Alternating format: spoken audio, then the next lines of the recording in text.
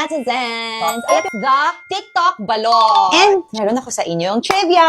Alam niyo ba ang asawa ko, first time kakain ng balot?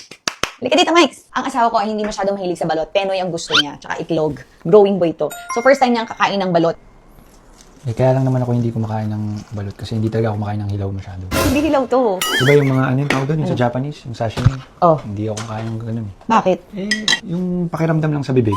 Bakit kumakain kang sashimi gabi-gabi?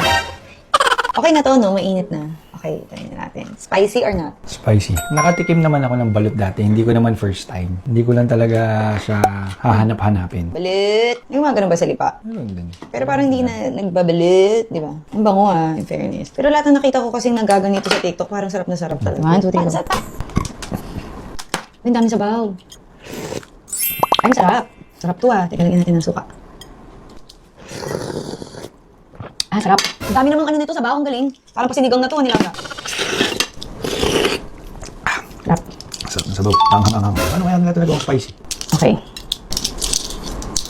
Ayan po yung balot. Ay, huwag mo ipakita. Alam mo, pag kumakain ako ng balot, ayoko makita yung ano. Ay. Yan, yan. 1, 2, 3, go. Go.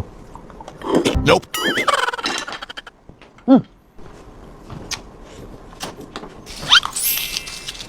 Sarap. Ay. Ano siya? I-try mo. Kumain mo. Ano ito? I-try mo lang. Talaga inisipan niya. Huwag mo tingnan. Titingnan ko na kakainin Bruh. Ginawa niya tablet. Hindi, ayaw ko lang pakiramdam sa bibig. Ginawa niya